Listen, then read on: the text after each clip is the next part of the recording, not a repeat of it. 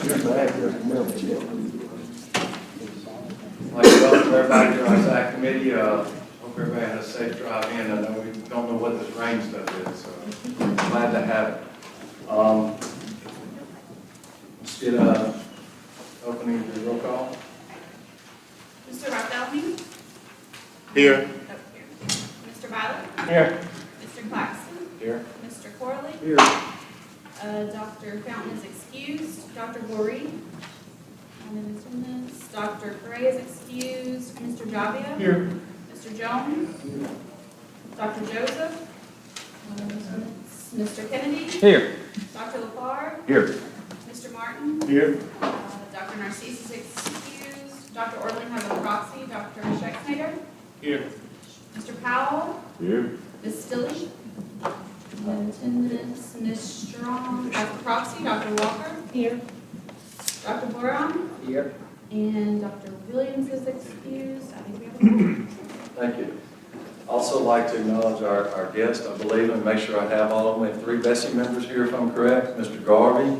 Yes, sir. Mr. Morrison. Morris, I'm sorry. That's okay. And Ms. Holloway, correct? Good morning. Morning. Glad Dr. joined. Let's have some fun. Thank you. Good morning. All right, so first thing on our agenda is 2.1, approval of minutes. Do I have a motion? So moved. Motion, Mr. Forge. Do we have a second? Second. Any comment or anything on the minutes? All in favor? Aye. Nays? Ayes have it. New business. 3.1, consideration of an update report regarding the accountability work group. Do I have a motion? Receive. Mr. Byer? Second. Second, Mr. Clark? Backup's been distributed. Ma'am? Backup's been distributed. It was not in your packet. Okay, you should have a copy of the presentation on your seat. Yes, sir. Dr. Brumley, go ahead, have fun. Thank you, Mr. Watson. Look, over the last several months, the department has been helping to support the board with a work group looking particularly at the growth issue for the accountability formula. We have contracted with a set of national experts to offer their expertise to that process, offer different options. They have a set of deliverables for which they are going to provide. But what we thought would be most helpful, both the agency and the board, would be to hear from Chris Donaleski, who is with the Center for Education Improvement and Assessment. And he could kind of share out with you all some of the things that work group been working through. You can hear straight from him. You can have some of your questions answered. But I first want to thank Chris for being a great partner, but also want to ask Mr. Ronnie Morris, who actually chairs that work group, if he wouldn't mind coming forward to the head table, since he chairs that particular group, just to be here alongside Chris. And I will turn this over to Chris. He'll walk through some slides, and then we want to open it up for any questions that you all may have of Chris. So I will turn this over to you, Chris. Good morning, everybody. Good morning. I'm Chris Donaleski with the National Center for the Improvement of Educational Assessment. Most folks just use the shorthand Center for Assessment. We're based out of Dover, New Hampshire, and I'm very pleased to be here in Baton Rouge with you. Worked out that I could be here for the Accountability Work Group meeting yesterday and join you in person today, so I'm delighted to do so. Looking around the room, I see some familiar faces, both from the meeting yesterday and from other engagements. So thank you for allowing me to be here and share some remarks. Want to say straight away, I'm very flexible. Don't mind. I don't know what the normal protocols for these meetings are, but you won't ruffle my feathers. I'm happy to pause at any point and engage in discussion. I'm happy to go more in depth or more brisk as the committee may please for me to do so. So let me know how I can be most helpful in bringing some information to you this morning. Let's see if I can. Great. So it looks like there's some housekeeping here. As Superintendent Brumley teed up, the board directed the department to pull together a process in which we've engaged some national experts to study and make recommendations regarding academic growth in Louisiana. And you see here in the bullets some specific items that that group was asked to address. We want to look at the ways in which current growth measurement does or does not adequately measure growth. We want to look at ways in which Louisiana current state assessment supports strong practice. And ultimately, we want to lean into understanding and reporting out on advantages, disadvantages, and options of various alternatives. And that's been the foci of the group. And we've had 4 meetings. Yesterday was our 4th of those meetings, and now we're working on the capstone report. And I'm able to share with you a little bit of the process that we've engaged in, and I'll forecast some of the things that you'll see in the report that we talked about yesterday. Members of the panel you see listed here, Dr. Cizik at UNC Chapel Hill is also on the State Technical Advisory Committee. We deliberately wanted some overlap with the State Technical Advisory Committee.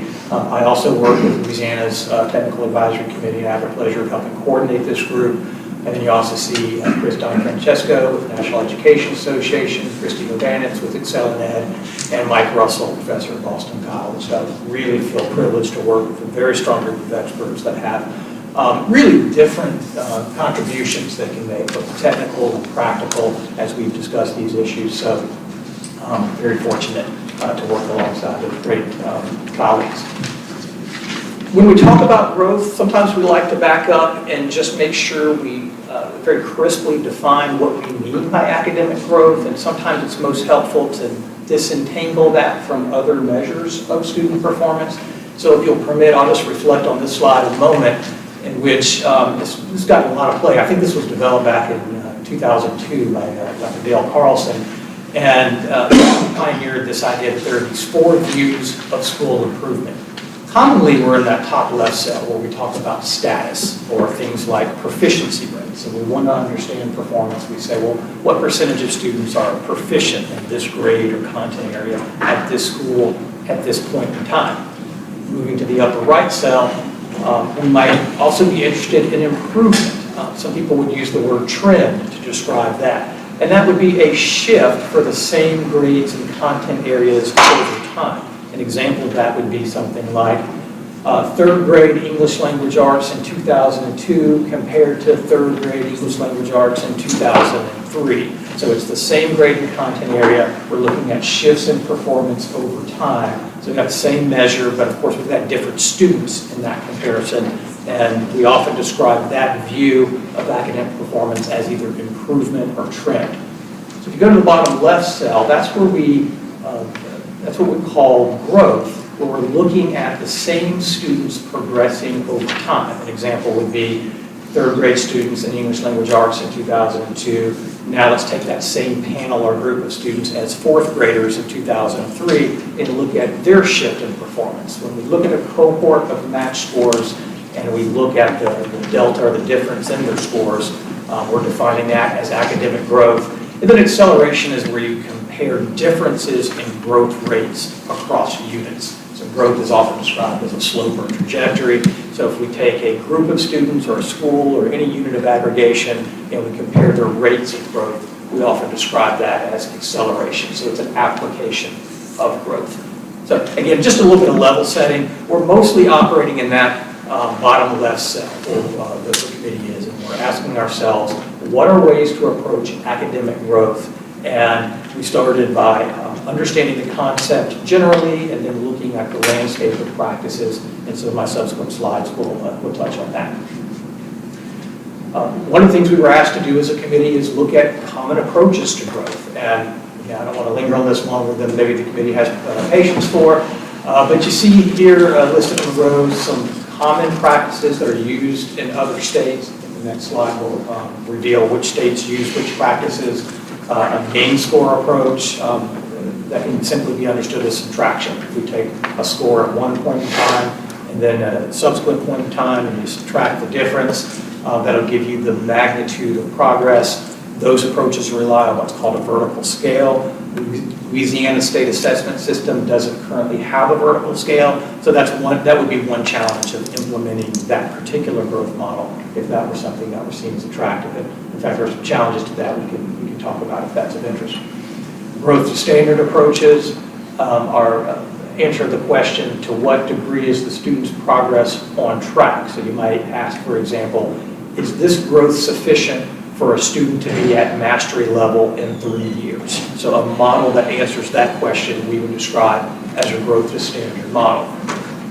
Categorical approaches that go by names of value table or transition table, those address growth by looking at the extent to which students move from one performance category to another over time, which are frequently operationalized by taking the current performance levels in the state assessment, dividing them up so they're a little more granular, and simply looking across years at the percent of students that move from one category to another. A fairly common growth model used in a lot of states.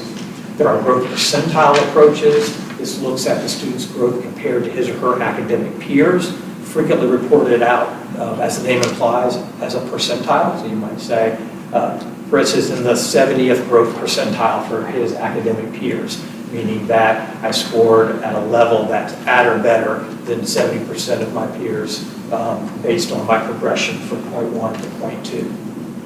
And then finally, value-added models. I think members of the committee will recognize that that's the current approach used in Louisiana. And value-added is a classification of growth. Some people might think of value-added as more a verb than a noun, that it's an application of growth models. But it's come to mean a practice where we're controlling for selected background factors in order to isolate the contribution of the school or the unit that is under inquiry. For school accountability, obviously, would be the school that we're interested in.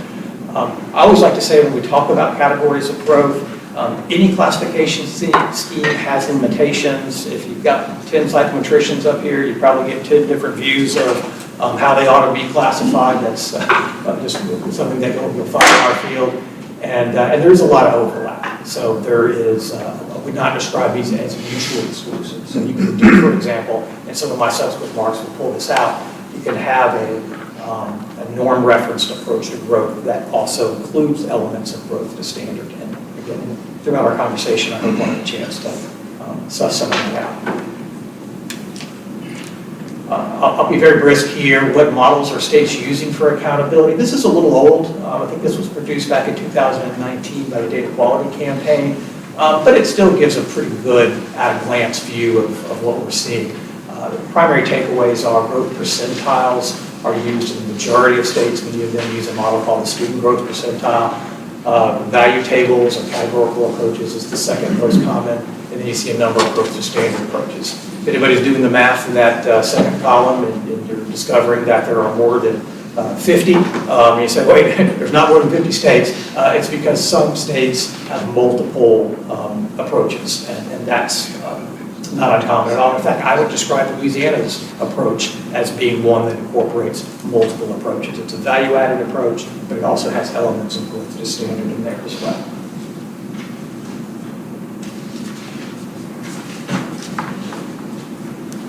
So beyond selecting the model, this is something that our committee has spent a lot of time talking about because we recognize its value. There are a lot of important considerations that go into growth. So I always like to say, solving for the growth model alone only gets you so far. The growth model can only carry so much weight when it comes to satisfying many of our ambitions about understanding student performance and rolling that into accountability. So we need to understand what tests are included, what the performance expectation for, quote, good enough growth is, how's it going to be aggregated for groups and for schools, what's its overall influence or weight in the system, and then what are the business rules? By business rules, I mean things like how we're going to decide what students are counted, or define things like full academic year and the like. And I just like to make the point here that all of these decisions are absolutely critical, and sometimes we can focus on the model itself, but these, well, they're not really ancillary, but these accompanying decisions have a great deal of influence in what we get in terms of our understanding of academic growth and how the accountability model works in the state of Louisiana. We spent a lot of time as a committee looking at these questions here, why we're measuring growth, how much is enough, and I know you don't need me to read this the slide, but we've looked at some of the reasons why growth should be privileged and some of the things we hope to get from measures of growth. And we looked at some various definitions for how much growth is enough. And I think it's fair to say that the committee really spent a lot of time with this tension, if I can call it tension, between norm reference views of growth and criterion reference views of growth. And I'll share with you in a moment how we're trying to thread that needle as a committee.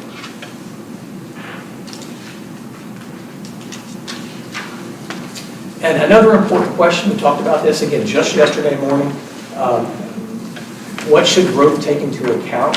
In particular, should growth take into account student demographics, things like disability status, socioeconomic status? That is currently the practice in Louisiana. And I would say sometimes in a meeting like this, folks are interested in, well, how do the practices in this state compare to other states? That is one of the very distinct attributes of Louisiana's definition of growth and Louisiana's growth model. Very few states have as many background factors in their model as does Louisiana. Louisiana has a pretty robust list of background factors. We can discuss what principles would have inspired those decisions and what some of the pros and cons are, but it is fairly unusual. And I know yesterday in our meeting, many members of the panel said that that's something that they recommend be scrutinized and that be given some heavy consideration. And then should growth take into account a student starting point? Almost all models do. That's a little less contentious, but it's really the background factors that have taken kind of more real estate in our conversations about growth as we understand why we might want to do that or why we might want to inspect that practice. How should growth impact a school's overall score? Again, so these are some questions that go beyond selection of the model itself. And you see, we're trying to consider, should they be combined into one overall grade? And how should we consider, I like to think of these as various school profiles with respect to growth. An example of that's in the second bullet there. If no students at the school are proficient, but they earn an A for growth, or they have a very favorable view of growth, what grade should that school get? Really understanding how those profiles are to be regarded in accountability helps inform some of the decisions and advice that we might make about how to define growth and how to incorporate it in the model. So those value statements are very important in making recommendations. I believe this is my last slide, so thanks for your patience as I've gone through this, I know very briskly. We've distilled, so I think the overall theme of my remarks here before have been, there's just not a single gold standard when it comes to growth. In order to make strong decisions about growth, one has to be very clear about your values and priorities, and then models can be evaluated with respect to those priorities. Kind of like somebody asked me, well, what's the best car that I should buy, or the best vehicle that I should buy? You say, well, that depends. Are you hauling a lot of construction equipment? Are you driving long distances? You need good gas mileage? Are you driving in snowy conditions?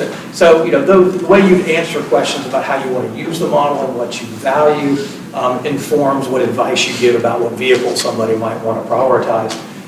Same goes with growth. We have to be very clear about the priorities and the uses that we care about, and when we do so, then we can evaluate models with respect to those priorities.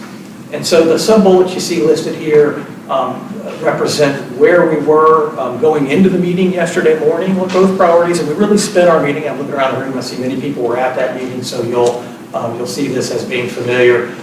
We spent most of our time yesterday interrogating and refining these priorities. I'll go over them very quickly, then I'll tell you how they were, I think, improved by some conversation yesterday. We, as a committee, are advising that solutions that incorporate both normative and criterion reference growth information should be prioritized. So it's not, I think it's a bit of a false choice to say it's going to be all growth to standard or it's going to be all norms, that finding a way to balance those two is a strong approach. Louisiana currently does that with their value-added models, and you may say there's some tweaks to that might be considered. And I think those kind of conversations certainly will proceed, but finding ways to balance that, the committee is advising, is a strong practice. All else being equal, prioritize approaches that are straightforward to understand and implement. So that came up time and again. We heard that in a number of comments and advice that we're getting from those that participated in the committee meetings.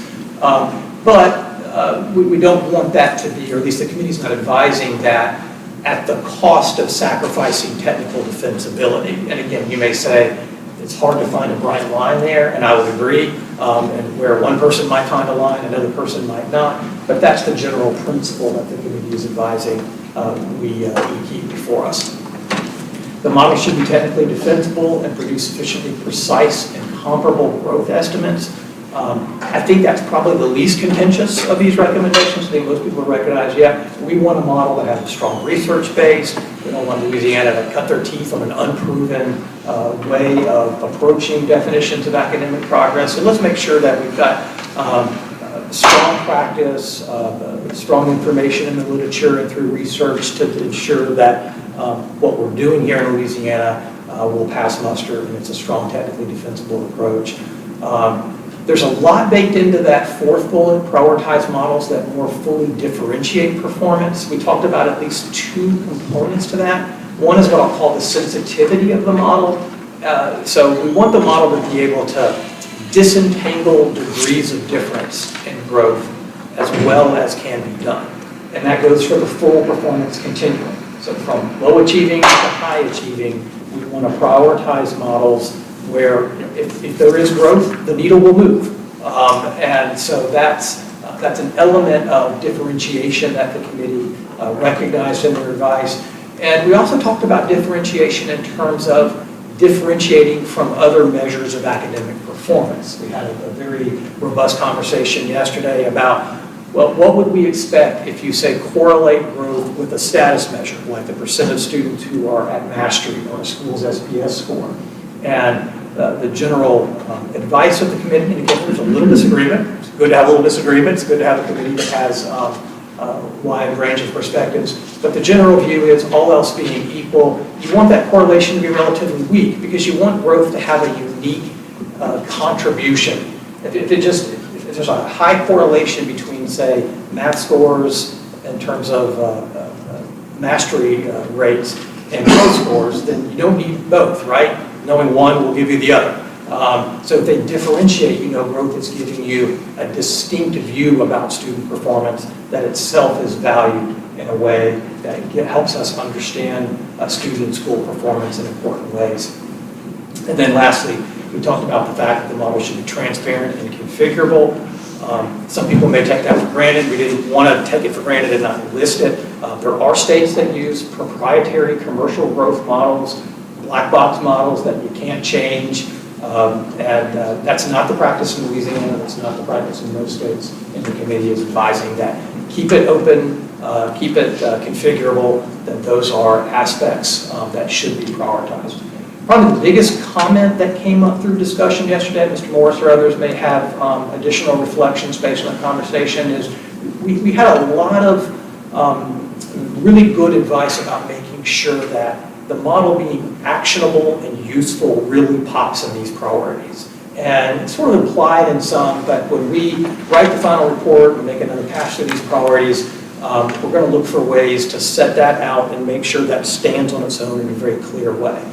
So folks are saying, if I can't understand and use these to promote strong practices in schools, to deploy supports, to monitor progress, then the model has very limited utility for me. So that being another principle that's really elevated in the priorities is something that we talked about at some depth yesterday. I think I forecasted this earlier. Another thing that really came up through our conversation, there was some skepticism that gain score approaches are promising. So one of the things that was asked of the committee is, well, which model might you select? That was asked of the panelists, and some of us demurred more than others, but I think what sort of came from that was, well, while many were reluctant to select a particular model, some folks said, I wouldn't take some off the table.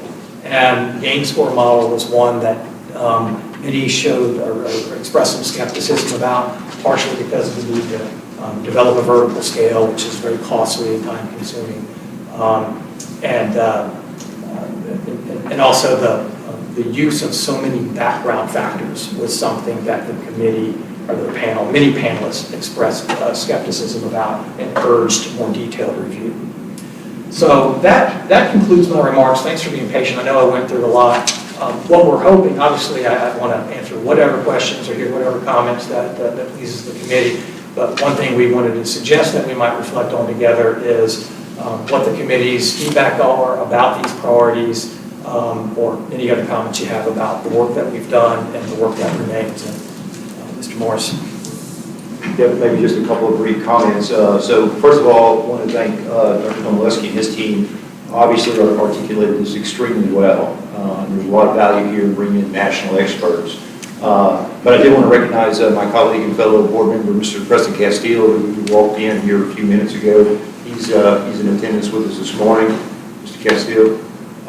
And then two, to share with the committee that, you know, what initiated this activity was, for me personally at least, was whenever we went through this accountability exercise last time, there were actually a handful of schools in the state that had an A for growth and an overall F SBF score. And that just didn't make sense for me. There's a problem here. So the thought was, hey, let's bring in this pool of national experts, get a very creditable assessment of what's going on here, and then what our options are. So what we asked Superintendent Rumley's team to do is to help us to set this next Bessie board off to a good start and bring to us a document that gives us a really clear explanation in layman's terms of the base case. What are we working with in the base case with regard to growth assessment in Louisiana?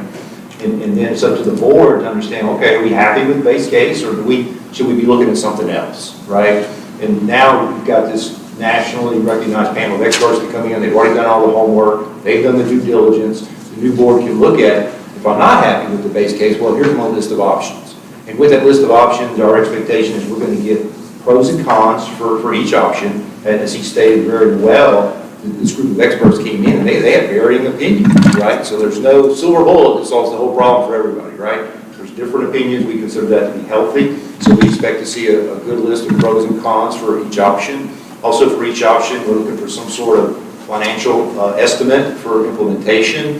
What does that runway look like? Is this a 2-year transition plan, if that's something that we decide to go with? Is it a 5-year plan? What's the human resource requirement, right? At the district level, at the state level. So the board members get a really good sense of what each option is and what are you bringing with that option? What kind of commitment?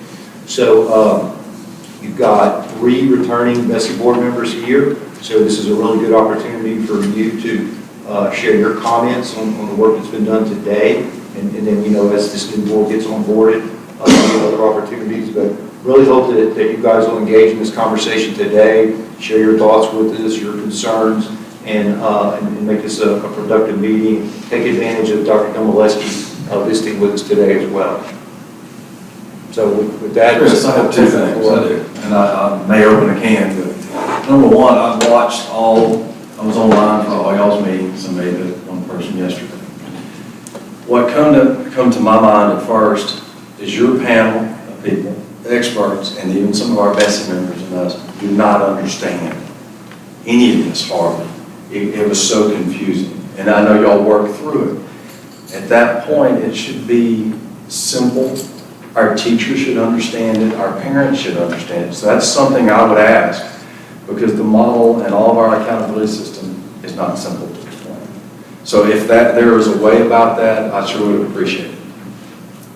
And then there was one thing that was talked about, and I don't remember which meeting it was, and you may have made a comment, and I know there's different language, and some of y'all that may be in this, we have innovative assessment. Some of the districts in that, I think there's 17.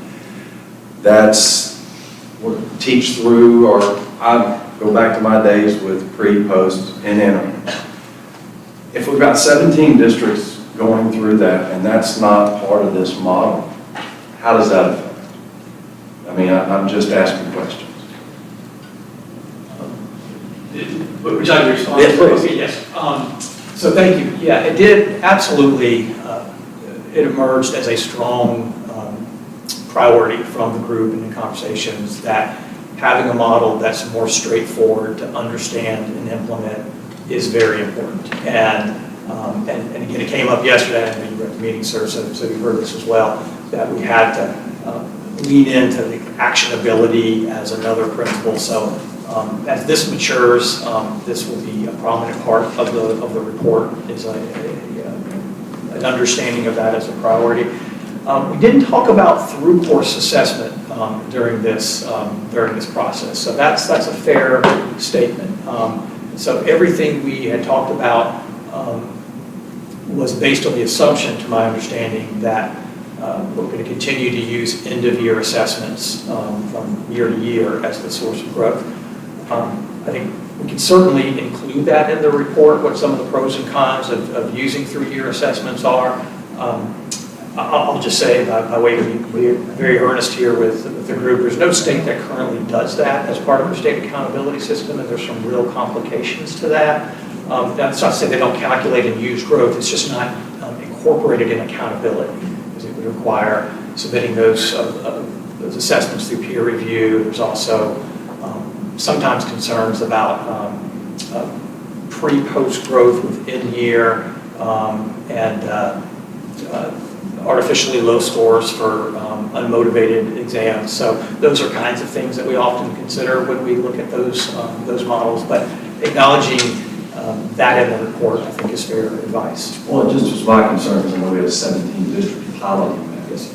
And is that a waste of time? Is that something? So that comes to a question I think some of them may want to know. It's not, we're not piloting, it's live. I mean, Oh, 5th, 6th, 7th, and 8th grade scores come from that innovative assessment in ELA. And it is included in accountability now. Now, all of them didn't get a growth score this last year. Hopefully they all do this coming year, but we're not aware of it yet. So I didn't know if y'all were aware that was in place also. So it's just a question. I appreciate it, because I'm not part of it. Thank you. Yes, sir. Jerry? How do I phrase this? Is the committee operating under the assumption that the LEAP exams given today will be the measure by which growth is established, and now they're simply trying to arrive at how to use the results of the existing current right now end-of-year exam can be used to ascertain growth?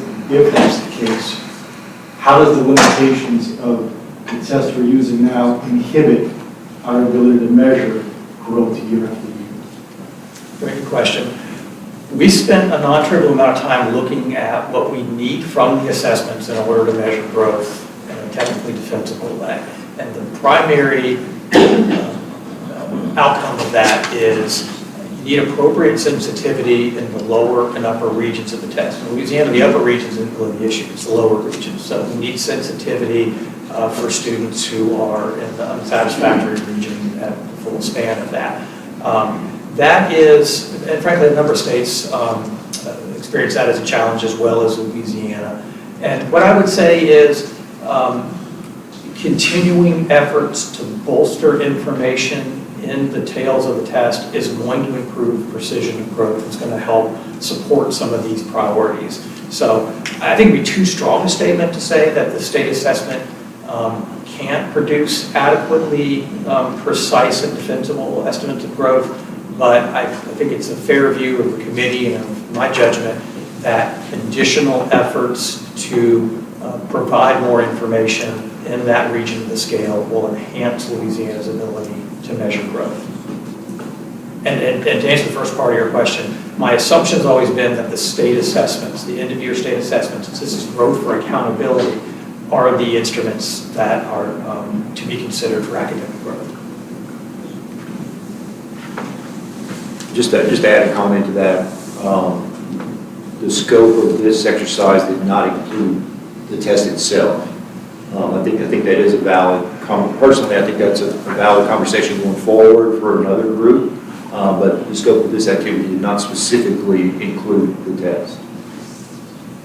If I may, just one final thought.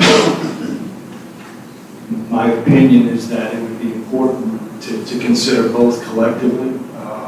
I think that we may be putting the cart before the horse if you attempt to arrive at a growth of an instrument that we identify as having limitations, particularly in the low range, then it may be premature to establish a perfect growth model off a flawed instrument. And I do believe that the instrument is flawed, and I'll say that particularly in the lower range. So I'd like to see that addressed as part of this, but if that's coming later, I think that that's agreeable as well. But I would hate to ignore an instrument that fails to determine the growth of a kid who happens to be in that lower range. That's my thoughts.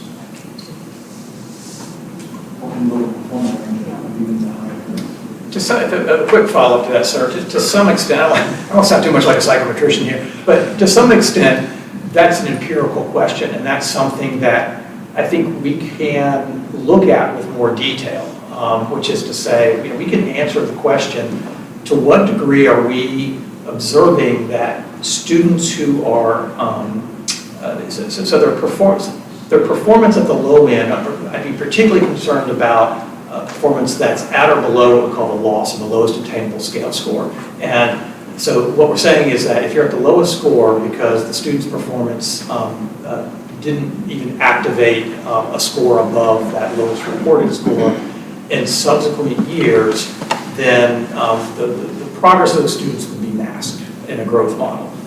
Or if they're in a region of the scale that there's so much error that the progress of the score wouldn't be trustworthy. All I'm saying is we can engage in analyses to understand to what extent that's an issue. And that can help inform some of the questions. I'm not promising that that could be done for the report, but we can certainly describe some of that and be a partner to the department in helping them investigate to what degree this is an issue and to what degree that can be solved through continued efforts to augment the LEAP's scale properties, which I know are ongoing because, again, I've had the pleasure of working with the Technical Advisory Committee, and that's been a point of focus through a number of meetings. Understood. I guess what I'm getting at is at the school level, at the teacher level, when we get the results back from the state assessment and we sit down with the parent to identify these specific weaknesses, and then in the following year, I administer, quote, the same test. The two tests can't be used as a comparison to say that from this year you showed growth in this thing by this much, which is adequate because it's 1 year of progress. We lack that ability now with this instrument because of that lack of a vertical alignment. And so I find it difficult to say that we're talking about growth if the two tests can't be used as comparisons to one another in terms of your achievement to accomplish a given thing. I don't know if I can address that. Yeah, thank you, sir. Thank you. We have any other comments, questions? Mr. Bob?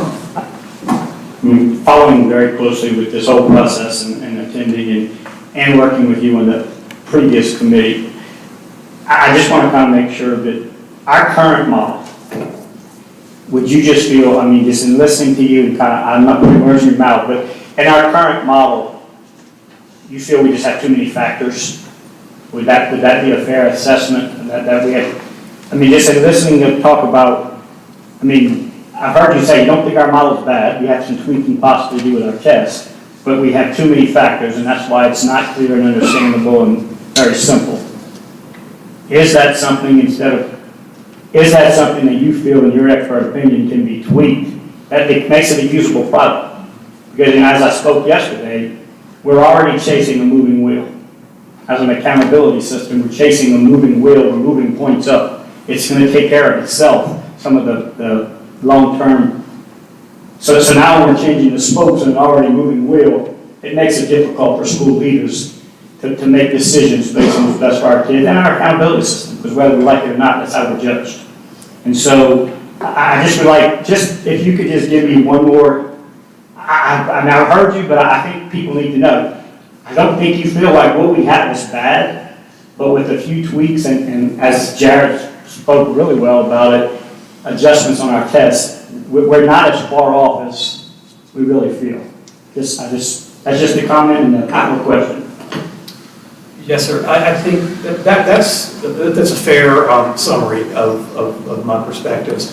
I've been reluctant to sort of put my finger on the scale with particular models, and it's not because I'm a politician. I'm not running for office in Louisiana or anywhere else. But it's just because I want to honor my role as a technical advisor and not as a policy advisor. And I think that there are some policy issues that these get connected to, and so I want to do the best job I can as a technical advisor to help illuminate those and help policy groups, such as the one I'm speaking to now, work through that. That said, I do have an opinion, and I did express that opinion that I think the number of background factors has some drawbacks, and those drawbacks are that you could potentially be masking things that you want to detect, that there's all of those background factors could fail to illuminate schools that need support in ways that other models won't.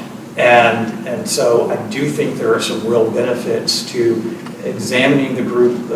It's a fairly long list in Louisiana of background factors that are in the model. It's not to say that using them are wrong, and again, I could defend the O side of it if you asked me to, why that was something that was part of the design decisions in the early stages. And I think it's also fair to note, sir, that many of the panelists also expressed that view. I think that was one of the things we all agreed on, was the number of background factors. And finally, that's going to help honor the principle. It's going to be a more straightforward model if you remove some of those background factors. And I think everybody said if it could be more streamlined, then that would be a benefit. I also agree with the way you characterized some of the views that the panel discussed, which is to say, I think Louisiana has a very strong and defensible state assessment system. Again, I'm an independent advisor. I have no particular incentive to say anything different. But that's not to say that the system can't be improved, and I've tried to describe ways in which I recommend the state consider improvements, such as bolstering the sensitivity in the lower region. So, yeah, thank you, sir. I did want to add to that, though, that at least as I understand it, the last question really spoke to some of the technical details and the fact the number of covariates that are being considered. But there was also a lot of discussion about some value decisions that the next board is going to have to make. So if you don't mind, Chris, if you could speak to some of that, because there was a lot of conversation that the board had relative to identifying those value decisions, and some of those value decisions are really going to help the board to identify, which are the best options based on the value. So if you could maybe briefly speak to that. Well, I think two I would elevate, some of which I think I covered along the way. One is defining the growth standard, the good enough growth standard. That's a policy decision. You can take any model. You still need to define what's good enough growth. And so there's decision number one. That's a board decision. And number two is, what's its influence in the accountability model? So that gets at the question Mr. Morris asked earlier that I think must have sparked a lot of this inquiry, which is, what do we do about a school that has very low status and very high growth, or very high status and very low growth? Policy decisions. There's lots of technical dials and levers we can talk about to get at various policy values, but there's a policy view that needs to be clarified before we can regard any solution as being technically appropriate. And then also, the elephant in the room, from my perspective, is, what are the expectations for every student? Should the expectations be the same for every student?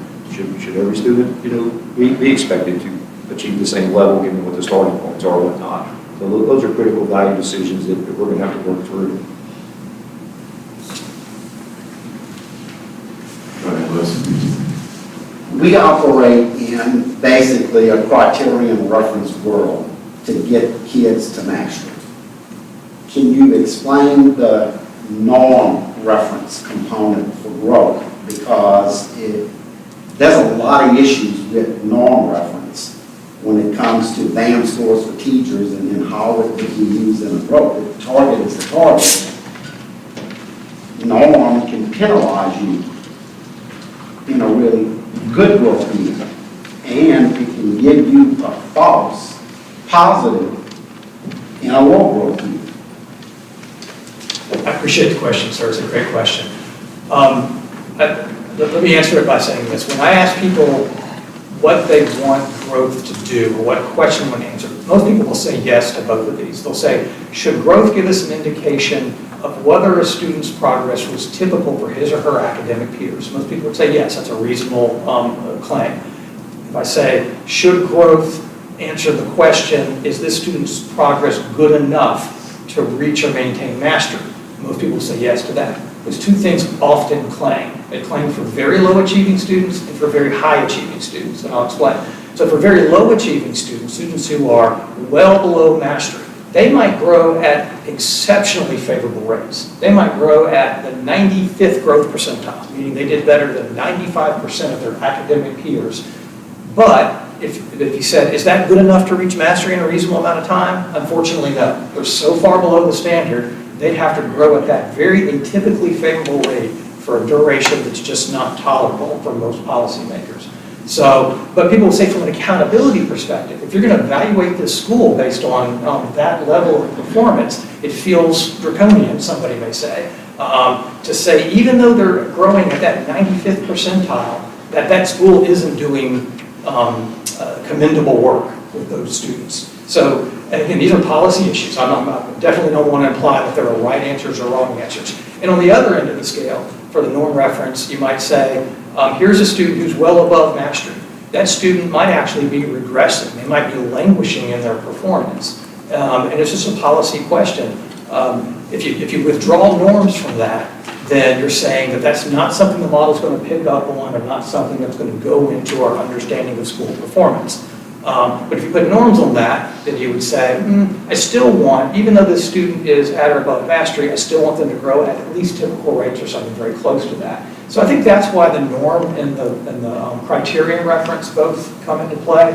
And on the other side, I mean, I absolutely agree. We had one panelist who was particularly emphasized growth to standard throughout her remarks, and I appreciate her review on the panel and her very persuasive position on that, which is you can't have growth to nowhere. That even though it's favorable, it's not getting the student where they need to be. And I think that's just where the committee just ended up saying, we've got to find a way to thread the needle. Both are important, and a comprehensive and fair way to address growth needs to have elements of the two. And I know that these, there's some policy and technical rolled into these kinds of conversations. My last comments on Ron's. I've heard, and I'm learning this morning looking at these four charts that I've used the term growth and I've conflated it with improvement a few times in my career. And I want to be sure the committee, I know you understand this, if we're talking about individual student growth versus school improvement, at the time, those are clearly two different things. And so whenever you look at a kid who makes quality improvement in 1 year and is still not on track to become mastery at some magic point on a timeline that we established, those are two different things. And I always had some frustration as a high school principal because in the model now, for the growth model, if you were in the 8th grade and you were unsatisfactory in math, you had to be on pace to become mastery by the 9th grade or whatever grade that was in 1 year's time. We just know that that's an unrealistic expectation for growth. Yet there appears to be some frustration amongst policymakers that you've got schools that are performing very well in growth year after year, but not making overall improvements over time. Is there a way to isolate the difference between individual student growth and not confuse it with schools not making improvement long-term over time? And then how do you pull that apart from a high-achieving school that has 90% of its kids performing proficient and above, and how do you keep a growth model or an improvement mindset from arbitrarily penalizing an otherwise high-achieving school that's just going to oscillate a little bit up and down over time? Your thoughts on those comments? That's a really tough question. and there's just no easy answers to that. It's really well said. So I think just for the flood back, make sure I understand what's being asked is, how do you incent both? How do you both reward favorable progress, but ensure that we don't in any way decouple our expectations that students achieve very demonstrable things, that levels of excellent performance and are continually going to be something that we care about. And we've seen a variety of approaches in states where there's a blend between the extent to which students growing at rates that are on track to reach criterion outcomes are combined with normative data, and sort of the middle ground there gives us a sense for the school's performance, and try to have again, some states have different sort of proportions or emphasis on that. Some states will say we're going to lean much more heavily on the status part. Other states will lean much more heavily on the norm part. I think my position would be got to have clear statements of values, and then we can design things technically that that help incorporate those values through the growth expectation and the weighting system. Some states don't use weighting systems at all. They use profile systems, which is another way to get at that. So, really tough question. I wish there was sort of easy, low-hanging fruit that we could pick to answer that, but it's a combination of technical and value decisions. I assume that's why the committee has met, and I applaud your efforts to bring in experts from across the country. That really is respectable from superintendent's perspective. Is that why you have the question, should there be separate growth and proficiency scores that aren't combined? To Mr. Martin's point, and do any states currently have that model in their accountability system, the separation between achievement and the growth? There are, and then mostly in the reporting side of things. So all but 2 states use growth as part of their accountability model. So it's very common. So there's that other academic indicator component of ESSA. All but 2 states use academic growth as at least part of that. And many states will report a separate growth score. Some states just roll it together and they don't report that separately. But every state, except for, again, the 2 that I mentioned, will roll those up together into a single performance that, again, gets weighted in various ways. It's common to report it separately. It's a very common practice. Any more comments from the committee? Mr. Jones? A question. I'm looking at the slide, what models the state's using for accountability, and I see that 5 models are listed, and then there's a category for other. I'm operating under the premise that those 2 states are not using the same models, so there's either 7 or 8 models that we're looking at. When I look at the states, I count 8 of the 51 are using multiple models. 50 states, and then DC is included as well. You see, you felt that there are too many factors in our current accountability system. And I guess the question that I would have for you would be, do you think too many models is problematic, considering that only 15% of the states in our country are using more than one model? So, I'm not so sure I think there are too many models, although I have said I have skepticism that gain score models are a strong approach for accountability for reasons that maybe the committee doesn't want me to spend a lot of time going into. So apart from that, I don't really have a strong opinion about whether the other models on this list are more or less appropriate. I think they can all be configured and used in ways that are appropriate. So I know, for example, Louisiana is listed, if I'm correct, in both the growth to standard category and the value-added category. And I think that reflects the what I call the 2-step process that's used here in Louisiana, where you've got a value-added score, but you've also got a question about whether growth is on track. That's the growth to standard piece. I think that's the way that the states try to bridge that. I think those are appropriate kinds of approaches. So it's not that I think there are too many models, or that the models, with the exception of gain score, are particularly problematic. And even within some of those, like categorical, those value table approaches, there's so many differences. So there's as much variance within as there is across.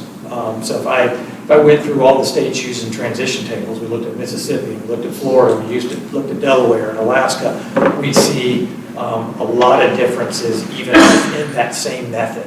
So there's a lot of ways states are approaching this. my intent is not to speak negatively on either growth to standard or that. My question is, when you combine two and we talk about ease of understanding, simplicity, transparency, do you see that as potentially being problematic? Not in and of itself, I don't. Mr. Jones, I'd add to that we did specifically ask the group to look at the demographics of the Louisiana student population and to see if there was a specific model or a combination of models that would best fit the student population. So that was addressed as well. Any more committee comment? We do have one public comment card. It's Ms. Caroline Roman. Would you like to go ahead, Ms. Roman? Good morning. Caroline Romer, Executive Director, Louisiana Association of Public Charter Schools. First, thank you for allowing the public to comment.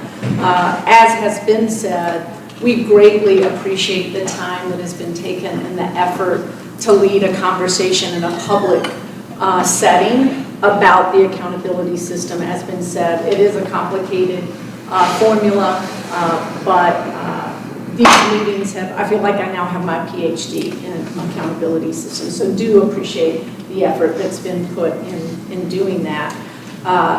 The Charter Association is deeply rooted in the accountability system, as are all public schools, but it is the tool that is used to determine often if a charter school will be allowed to continue the privilege of serving students. So we led the fight several years back to even get growth into the formula.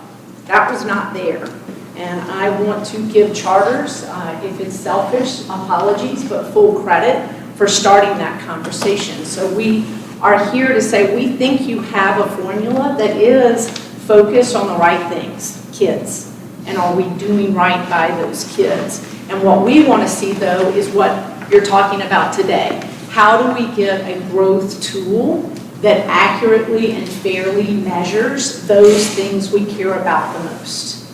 And then reward schools who are moving the lowest performing kids, not just to mastery and above, while that is the right goal, but if you are even moving someone, out of the lowest level to the next. So that's what we want to see. And we do believe, though, that it will also take, as been discussed, review of our assessment tool. And does that assessment allow us to measure those students in that way? So again, we applaud the work, we appreciate it, we want to be at the table working on it. We don't think it's a hard lift to figure this out. We think a lot of good work has already been done in accountability. So again, it's keeping the same focus, but how do we measure it appropriately?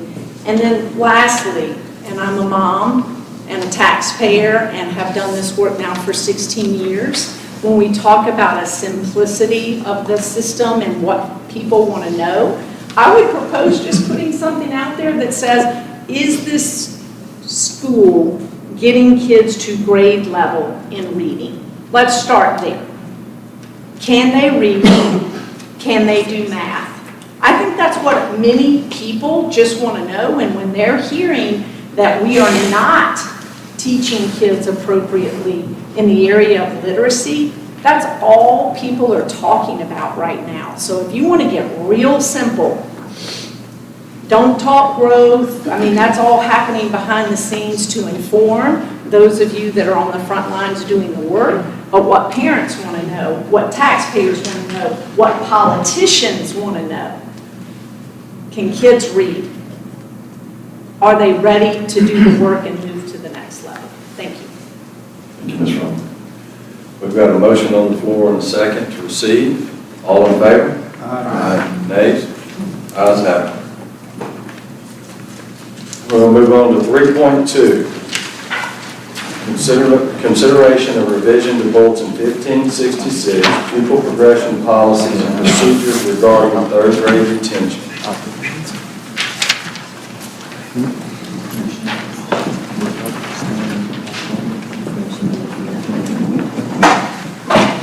Do I have a motion? Motion from?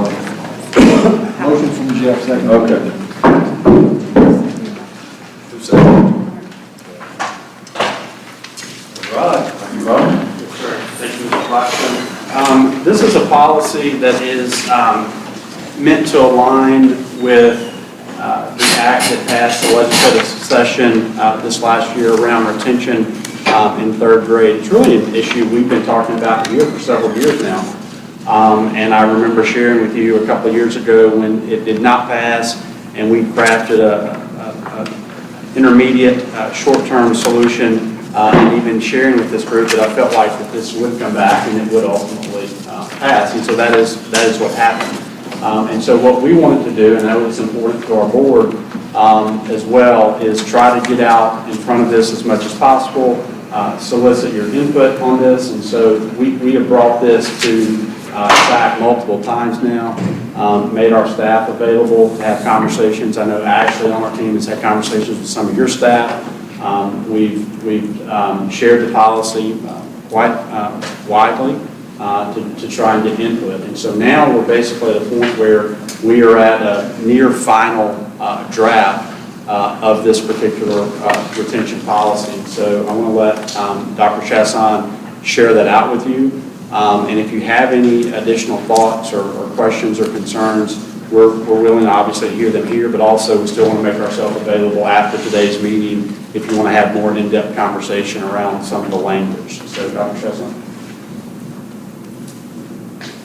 Thanks, Dr. Brumley. Good morning, everyone. Good morning.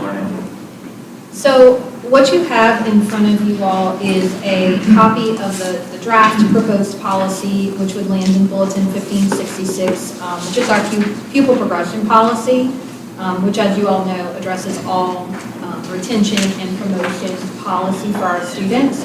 I believe this is our third time bringing this to SAC, and I will note that a lot of what's going into the policy is the actual language from the legislation, from Act 422, which we don't necessarily have a lot of options to change the language from the law to the policy. What we do have is options in the guidance and what we can build out around it. And so I wanted to cover what's in the actual policy today, but also let you all know what we're planning to go into the guidance. We've begun feedback in the guidance from folks on your team, from our Literacy Advisory Commission.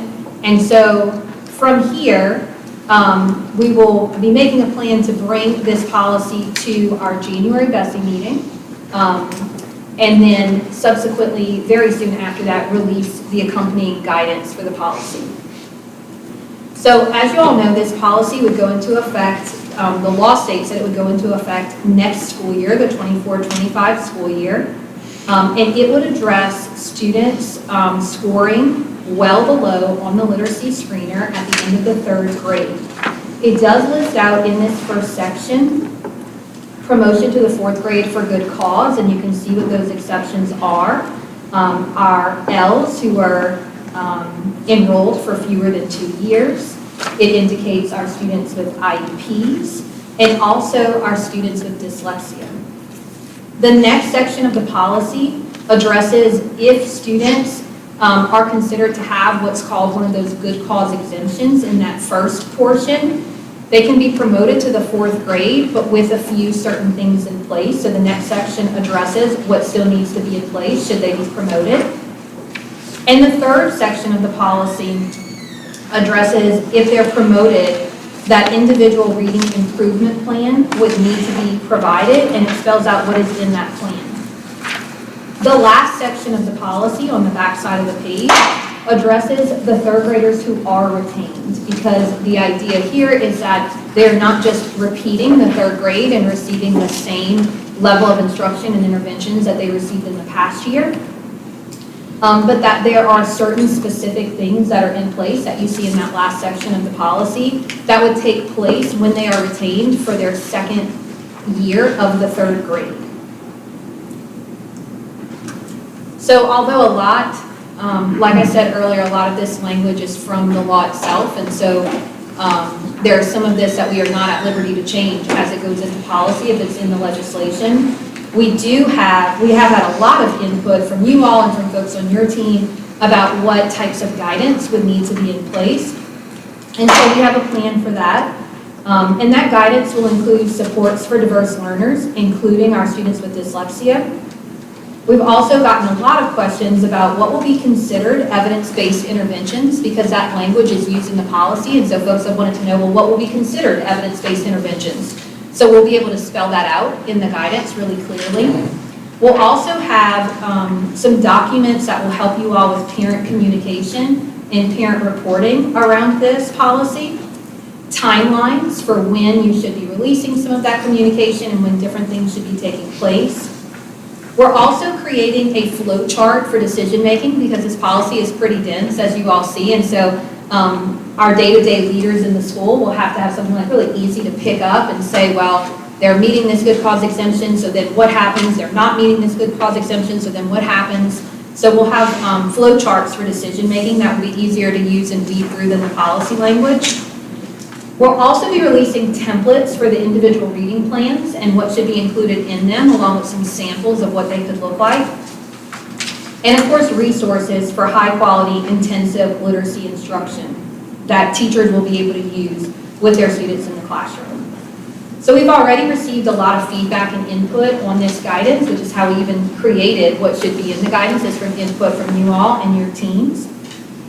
And we continue to show the drafts of this guidance that we currently have for input. If you or if anyone on your team has not given input yet, and you have a great literacy leader in your system that you're interested in having view the guidance document, read through it, help us poke holes and make it better, we are open to that. Just let me know, and we're happy to get on and show it and continue to iterate and make it better until it's released in January. I also wanted to note a few things that everyone can be considering for this year, because this policy doesn't go into place until next year, but there are some really important things that you and your teams can consider for this year. One is to take a really close eye to your second graders' results. Your current second graders will be, of course, your third graders for next year. And so you'll soon be administering your middle of year screener. You have your beginning of year screener, but of course your middle of year screener will be your most recent. Taking a close eye to those second grader results, because it will be those students who will be impacted by this policy, and making a plan preemptively for those students. What can you do now to address those second graders who are falling well below, or those who are coming really close to it, to help with additional interventions, tutoring, and support, so that that group of children do not become third graders who are retained the next year. And so keeping an eye on those results and making really robust and good plans for those second graders. Begin communicating about this policy with your principals, with your teachers, and with your parents. Parents of second graders who are falling in that category should know that this policy is going into place and that their students need the extra support and intervention. They should really know that now in the second grade.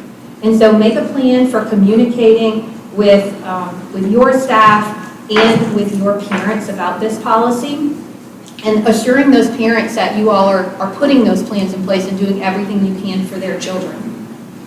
Also, another thing to keep an eye on will be your budget for next year's summer program. So not this summer, but the following summer, really keeping a close eye and considering that those third graders we're recommending that they be the first to take the screener in April, and then they can receive some additional interventions at the school level, during the school day even, take the screener a second time before the end of the year, and then attend, if they are still unsuccessful in moving up a level, they would then receive some summer intervention before taking that screener a third time. And that third administration of the screener will determine if they are retained in the third grade or promoted to the fourth grade. And so keeping an eye and planning long-term for your budget and making sure that you have that funding available for your summer programming for those third graders who will fall into this category. I'll pause there, and I'm happy to answer any questions. On the good cause section, number 1, letter E. And this would be for children who do not meet any type of exceptional criteria. remember or recall the specific language in the law. But this component previously retained for 2 years, is that part of the statute? Yes. Mr. Jones? A request more so than a question. The LDE flow chart will be extremely helpful. If you could expedite the development of that flow chart and share it with school districts, I think it would be very helpful to put that document in the hands of our principals and our teachers. Is there any possibility for funding for something for that? If some of us are running out of ESSER money and won't have it, is there an avenue for that? I second that question. I will note it. I think it is something that we can consider as we look at life beyond ESSER and what funding sources we'll have available at that point. I know that's something that we can consider with the funding that we had previous to ESSER. We'll have afterwards with those federal funding that we've used for incentive purposes in the past, such as ESSA funding. That's something that we can consider for the future. And I think to Dr. Chassain's point, we've really tightened and narrowed focus even on super app opportunities to align with priorities, and we've tried to align even like Teacher Leader Summit, those priorities as well. So we will make note of that. Thank you. Do we have any other committee comments? Mr. Kennedy? Dr. Brumley, maybe it's not the appropriate time to ask, but you asked about funding. A colleague shared with me where it appeared that states could offer or could request an extension on the ESSER's money. It looks like this article was in September. That is something in our district that if there was an extension where we had that money for that following summer, that's what we'd move it to. We would provide that intervention in the summer. Without it, we can't provide the same type of interventions we have been the last couple of years. Is that a possibility of requesting that? I think Yeah, it's a yes. 14-month extension. Yeah, so we are familiar with what you're referencing. Certainly, we want to help there if we can. We're working with our various federal partners right now to better understand how something like that might work.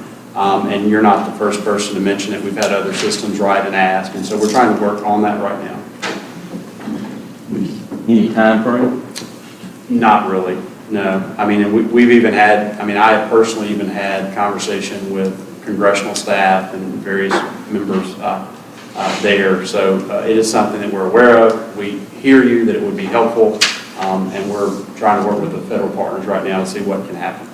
The only reason I asked on time frame is we're all trying to budget the monies now, knowing we have to get invoiced in time to be paid before September.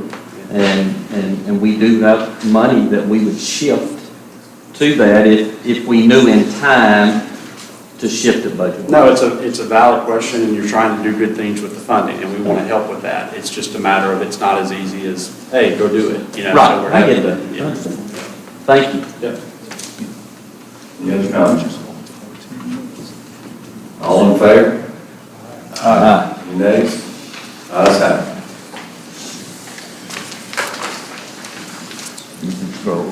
Moving to 4, unfinished business. 4.1, consideration of a report regarding the next steps towards implementation of the graduation appeals process. Do I have a motion to receive? So moved. Second, have a first and a second. All right. Yes, sir. Have it. Yeah, so this report was initially going to be very brief. It will be still brief, but not as brief as it was going to be.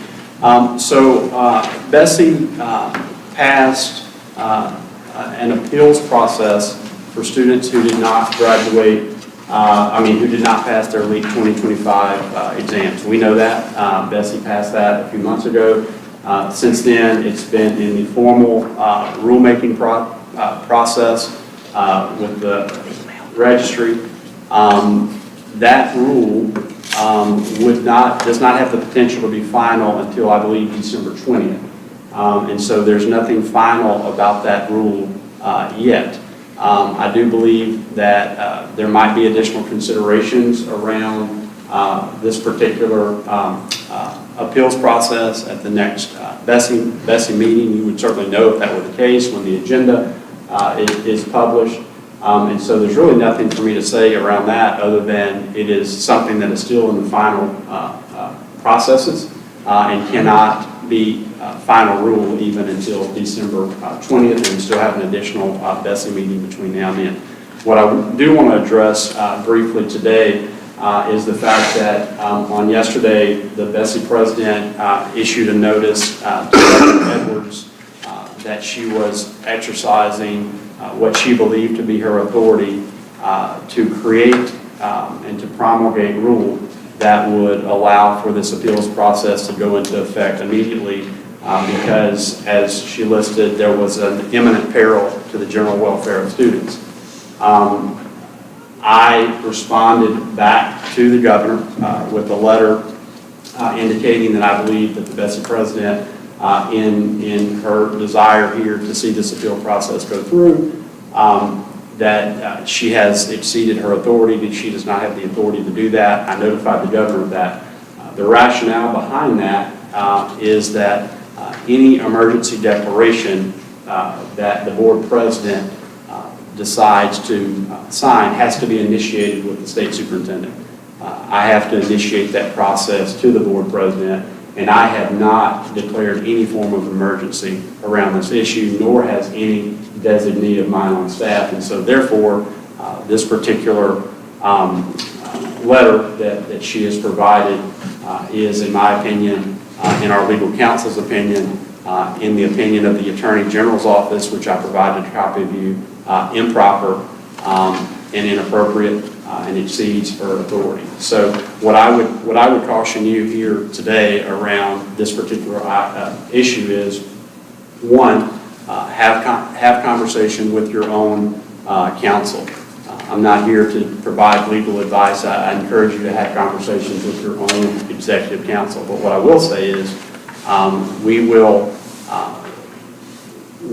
be looking at any diplomas that are issued over the next period of time. We'll be auditing that to determine if those diplomas were actually issued in correspondence with what present policy states around graduation. And so if a diploma is issued based on this emergency rule, then you are opening up yourself and your system, in my opinion, to liability and potentially the revocation of those diplomas to students whom you have awarded those diplomas. And so the point of my letter is, and I sent that to you all last night, if you didn't have a copy, let me know, provide copies to you today, is to just point out that yes, Bessie President did send a letter to the governor with an attempt to try to promulgate the rule through order. Our belief is she doesn't have the authority to do that, so I sent a corresponding letter to the governor, and I wanted to immediately let you all know as well, because I want to prevent chaos in schools with leaders and students and families. And so while this is an uncomfortable conversation, I want there to be clarity around it today that it is our opinion that you should not proceed with issuing any diplomas for students based on that letter wherein the board president attempts to promulgate rule. And so that's all the commentary that I have on that, Mr. Plotson. Do you have any comment? I do have a question, and I want to go past what you said, the 20th. So that becomes law policy on the 20th, correct? It could. It could become policy, final rule on the 20th. So what's the next steps after that? Because I have been asked, and here's where we're going to go. Are we going to look into the process if, how I stated, we're going to have a whole lot of changes. We all know that. So let's say this goes, something happens with the new governor. We're in the process of this from the 20th to say May. Is there going to be a period that only this group of kids will be able to have that option? And then how will it go on a transcript? As far as I know, trying to piece, I do not see where this could go on a transcript. Not yet. No. So after the 20th, just so we have an idea of what are the next steps. Yeah, no, that's a very good question, and I'd ask the same question if I were you. What I can say about that is it would be premature for me to answer that because there's still a Bessie meeting that's going to happen between now and then. But my promise to you is that we will keep you informed. In the same way that I notified you about this immediately last night, I understand the urgency around this. We will provide clarity on all these issues as soon as we possibly can. But I don't want to make assumptions based on what will or will not happen because there still is a meeting of our board either December 11th or 12th or somewhere around there. So this could, I mean, this is going to go forward, even if Bessie meets, am I correct? The way it's already worked out? Potentially. Okay. And I don't know what action the board may take at their December meeting. What action could they take? They take a number of actions, and so I am not the board, so I don't want to speak to that. All right. But what I will say is, whatever action is or is taken, or if there is no action taken, I promise to you all that we will inform you of what that is and what next steps will be. And look, I'm approaching that from if I were in your shoes, because I understand that, and I understand that this is chaotic and certainly abnormal, and so we will provide clarity, as soon as we possibly can. Any other comments? Go ahead, Mr. Kennedy, you got the floor.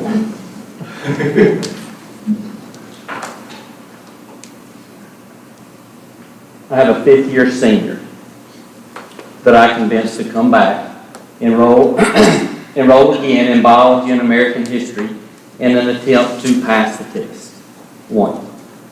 She's a zero in accountability. If she gets a diploma, we're not getting anything in accountability to help. So if that's a concern of anybody, that's one. She's attending every day, taking biology and American history. She is building a portfolio. Now, I know we don't have the rubric yet to follow, but we have taken what we can read. She's building a portfolio where she's taking the test in December. I hope and pray that she passes the test in December. If she does, I sign a diploma, I hug her neck, whatever she wants to do. The kid has accomplished something that she can take and use to move on in life. That without, she's going to miss out on a lot of opportunities. I have had to share with her recently, after the House Education Committee questioned this, I had to share with her that this isn't final yet. And that if she doesn't pass the test in December, she may not have the opportunity for this waiver. I can't use some of the words that her mother has used after that conversation because the kid has come back to school because I convinced her to. I guess I'm going to see her tomorrow and her mother and have a conversation. And I don't want to lie to her, okay? And if the conversation is that this waiver is probably going away, that you're not going to have a chance, she's done. She don't come back, she don't even test in December. She is scared to death of the test. And some kids are just that way, y'all. She is scared to death of it. And I don't want that to happen to her, but I don't want to lie to her. And then in December or in January, I mean, they made it very apparent at the House Education Committee hearing that if this did go through, that there were representatives that would take action and that Bessie would possibly take actions to do away with it. When I became superintendent 10 years ago, you're one of the very first ones that reached out to offer to help me, and you have a lot. So I guess I'm asking just for personal guidance, and what do I tell that kid and her mother other than I don't know what's going to happen in an attempt that, that I can keep her in school and she can possibly pass the test. Now, I'm not asking any legal advice. That's one kid. Sounds like more of a statement than a question. Well, it's one kid. But that's one kid, Joe. And that's one kid that didn't graduate last year, that didn't meet all the standards. Now, she could have transferred to a private school that's 6 miles from where she's going to school and got a diploma without passing tests, so she's accomplished everything else. She couldn't have paid to go to that private school, but she could have got a state-issued diploma saying that she's a high school graduate. And we all know that diploma has a lot of bearing on what you can later on. I mean, it says in my policy, I can't hire a janitor that hasn't graduated or has a GED. Maybe it is a statement, but do you have any advice on how I address the fact that this may happen or it may not happen, or is that how I address it? Well, I mean, all I can tell you here at this moment is that the earliest that this could possibly be final rule is December 20th. Okay. And as you mentioned, there has been a lot of interest in this particular policy. And I cannot assure you that even on the 20th, that it would become final. Dr. Brown, I'm receiving a message right now that states it is an emergency rule as of now and it's posted. Is that right? Yeah, no, that's true. So again, legal? That is true that it is posted. I can only tell you about that our department counsel believes that it's improper. I've included a letter to you all from the Attorney General's office, and I'll read it. It says, Ms. Bofi, who's the board president, and this is from the Attorney General's office last night. I'm putting you on notice that Bessie's substantive mistake with this rule promulgation does not constitute an emergency that would allow this rule to be promulgated by emergency. This is an abuse of process, and the only remedy is to promulgate the rule in accordance with the normal procedure. Angela Friel, Director, Louisiana Department of Justice. So, I mean, again, I'm going to say I'm not here and I'm not going to offer legal advice other than legal advice that you receive from your own counsel. Any comments from the committee? All in favor of accepting this? Ayes? Nays? Ayes have it.